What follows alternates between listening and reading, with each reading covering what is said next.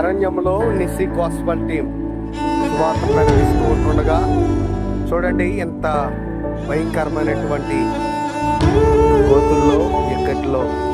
దేవుని మహిమార్థమై మేమందరం కూడా వెళ్తూ ఉన్నాం. ప్రియమైన వారులారా, ఒకవేళ అందరూ అనుకోవచ్చు సువార్త ప్రకటించడం అంటే చాలా సులువు అని, కానీ ప్రతి ఒక్కరు కూడా తెలుసుకోవాల్సింది ఏమిటంటే దయచేసి సువార్తకి వెళ్ళే వారి కోసం మీరందరూ కూడా ప్రార్థన